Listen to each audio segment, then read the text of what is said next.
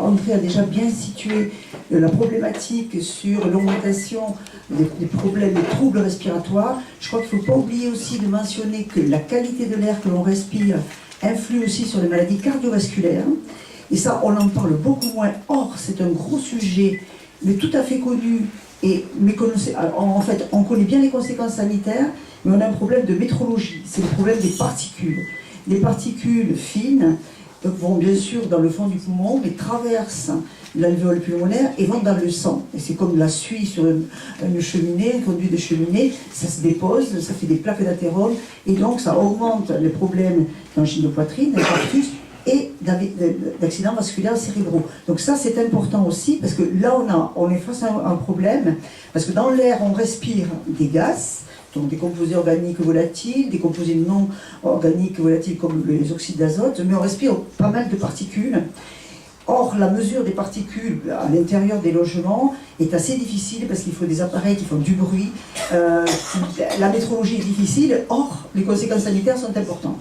Et ça, on n'en parle pas assez. Et on le voit bien, vous savez que l'ANSES avec l'Observatoire de la qualité de l'air intérieur et le CSTB ont publié en avril 2014 un document intéressant, un travail intéressant sur le coût socio-économique de 6 polluants dans l'air intérieur, donc le benzène, le trichloréthylène, le monoxyde de carbone, les particules fines, la fumée de tabac. Et donc les particules fines, c'est le coût financier le plus important, c'est 14 milliards sur les 19 milliards. Alors, quand on dit des décès, c'est des décès prématurés. Ce sont des gens qui déjà étaient malades, dont on va accélérer. Un décès prématuré, c'est quelqu'un à qui on avance son décès de 6 mois à peu près, 6 à 9 mois. Bon. Donc c'est pour vous dire qu'au niveau sanitaire, on a l'impact respiratoire, on a l'impact cardiovasculaire qui est très important, et aussi, moins important, mais qu'on ne peut pas oublier, c'est l'impact sur la perturbation endocrinienne, puisque certains des composés qu'on inhale vont avoir un rôle de perturbation, c'est-à-dire le fonctionnement des hormones, pas uniquement les hormones génitales, mais toutes les hormones, par exemple le diabète, peuvent être influencées. Donc nous avons ces 3 grands volets, donc c'est pas du tout anodin. Il faut savoir que l'air, c'est vital, vous saviez, mais bon, il faut quand même le rappeler.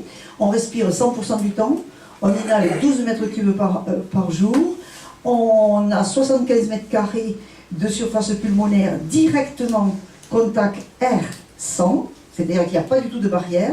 Le tube digestif, c'est une barrière, le poumon n'est pas une barrière, c'est une zone d'échange. Donc ça veut dire que ce qui rentre dans le poumon est fait pour passer dans le sang. Ça va dépendre après de la taille de ce qu'on va inhaler pour les particules. Donc on a, il faut savoir que là vous êtes tranquille, bien assis, en 1 minute, vous allez avoir vos 5 litres de sang qui vont passer dans votre poumon. Donc ça veut dire qu'en 1 minute, vos 5 litres de sang prennent ce qui va arriver dans l'air que vous respirez. C'est prodigieux les chiffres qui sont liés à la respiration. Il faut savoir que l'enfant quand il naît, il a 50 millions d'alvéoles pulmonaires, mais que ce n'est pas des petits chiffres, et qu'à 2 ans, il doit en avoir 300 millions.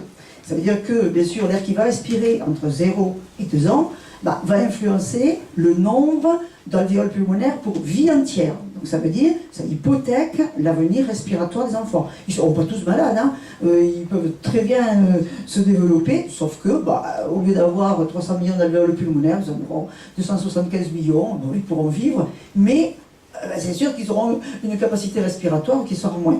Donc voilà, c'est pour vous donner des chiffres, pour montrer que c'est vraiment important. C'est important physiologiquement, c'est important au niveau pathologie. Et maintenant, qu'est-ce qu'on fait? Qu'est-ce qu'on fait pour avoir cette qualité de l'air intérieur? Alors, on a 4 grands volets et par ordre hiérarchique, c'est-à-dire par ordre d'importance, c'est 1, on maîtrise, et M. Bergoglio l'a bien dit, 1, on maîtrise les sources de pollution. Donc ça, je pense qu'il faut éviter de polluer à l'intérieur du bâtiment, parce que c'est un espace clos.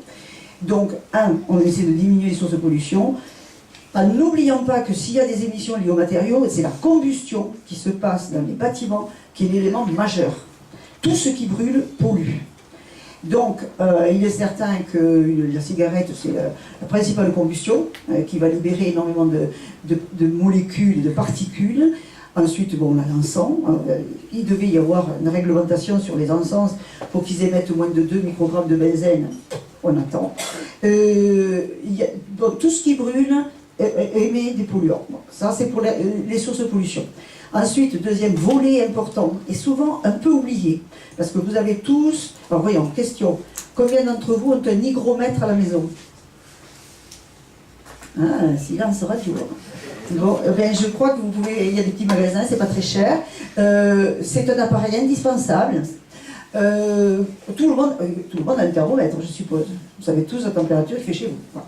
Donc, vous voyez, il y a un décalage complet entre les connaissances sur la température, qui est bien sûr importante, mais l'hygrométrie est essentielle. Et l'hygrométrie va dépendre aussi du renouvellement d'air. Donc, je vais voir le troisième volet.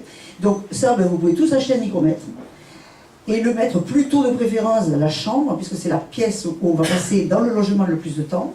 Et c'est là où ça va impacter, par exemple, le développement des acariens, ça va développer les émissions des matériaux. Donc, je crois que l'hygrométrie est trop négligée, mais elle n'est pas négligeable. Donc ça, c'est le deuxième volet. Troisième volet pour la qualité de l'air, le renouvellement d'air. Bah, c'est évident, on a besoin d'avoir un air qui nous apporte de l'oxygène, et donc il faut qu'il change, puisque nous allons dégager du CO2.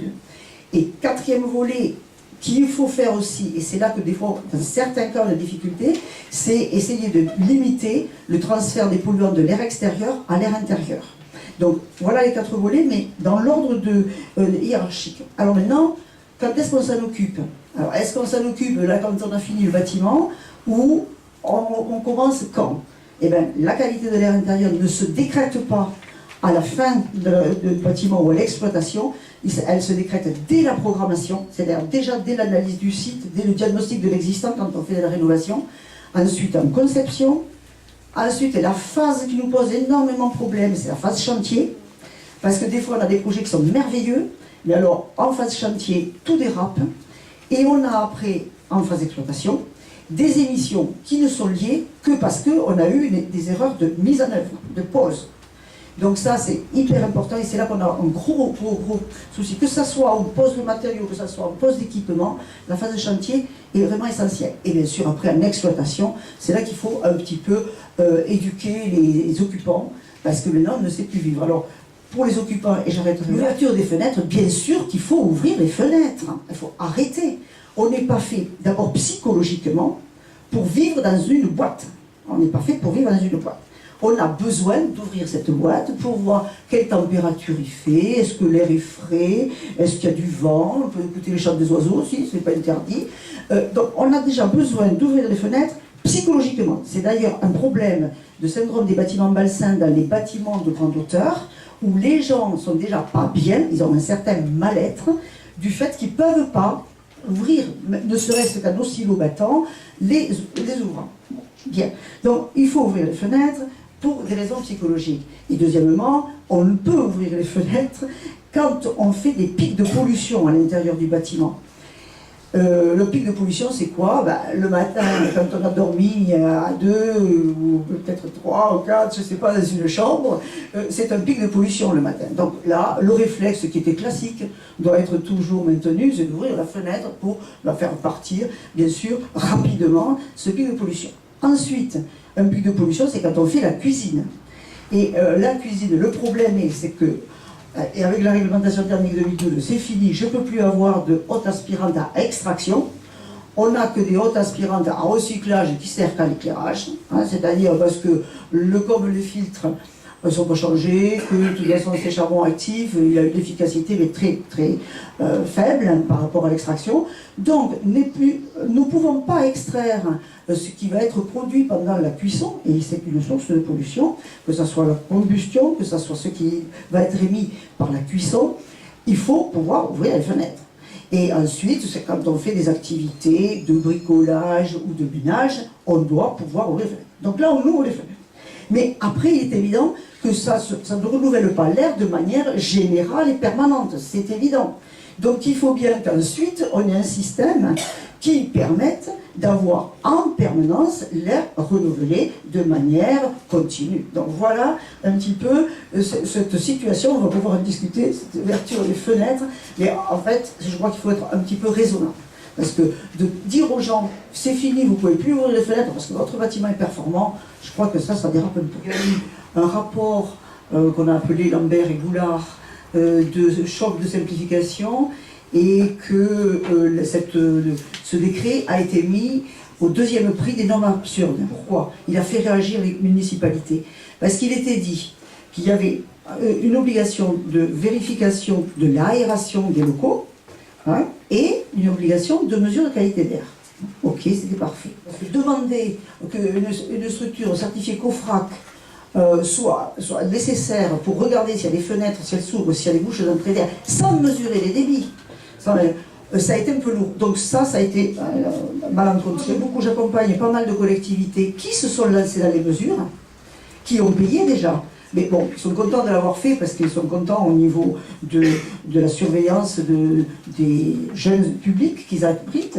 Mais en attendant, maintenant, ça démobilise un peu. Mais il est évident que dans des zones à fort trafic routier, surtout s'il y avait des points d'impact d'un axe routier, c'est sur 200 mètres à peu près. Hein. Donc ça veut dire par rapport au niveau ambiant. Hein, donc là, c'est vrai que quand il y a cette proximité, et suivant le sens des vents, parce que ça aussi, il faudrait s'occuper de la hausse des vents, il peut être important de filtrer. Vous avez raison, on va filtrer pour l'instant, les filtres qu'on a, c'est des filtres particulaires. Donc on peut filtrer certaines tailles de particules. D'ailleurs, il faut avoir plusieurs tailles, ça, les fabricants de ventilation en parleront mieux que moi. Des filtres grossiers pour les pollens, par exemple, et puis après d'autres filtres plus fins pour les particules plus fines. Ça, ok. Mais il existe des filtres 2 en 1, il existe des filtres moléculaires et particulaires. Ça y est, c'est déjà sur le marché, sauf que on ne les prescrit pas. Et quand on a, ici par exemple, on a du benzène aussi qui est émis. Donc quand on a pour surveiller l'air dans les écoles, et si on a un benzène élevé, qu'est-ce qu'on fait? Le benzène vient de la combustion. Il n'y a pas de combustion dans la crèche ou dans l'école. C'est la combustion extérieure. Et qu'est-ce qu'on fait sur ce benzène? On déplace l'école ou on déplace la rue? Qu'est-ce qu'on fait?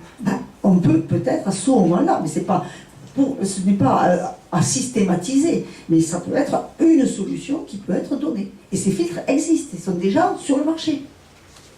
Voilà. Mais on n'en parle pas. Dans la réglementation, toujours des trentenaires, seul l'occupant était le pollueur. Il n'y avait pas d'autres pollueurs que l'occupant. Donc tout est réglé sur l'occupant, sur l'hygrométrie, sur...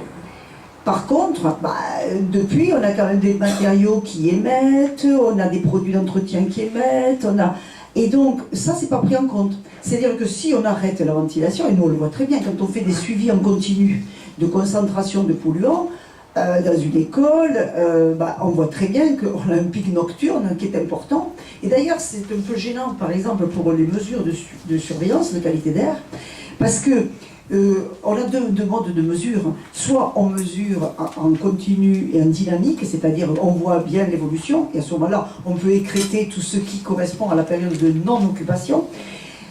Ça dit aussi qu'il faut mettre les systèmes de ventilation en marche quand on a une pendule au moins 1 heure avant que les gens arrivent, et ne les arrêter que 1 heure, 1 heure et demie après que les gens soient partis, parce qu'il y a la période de ménage.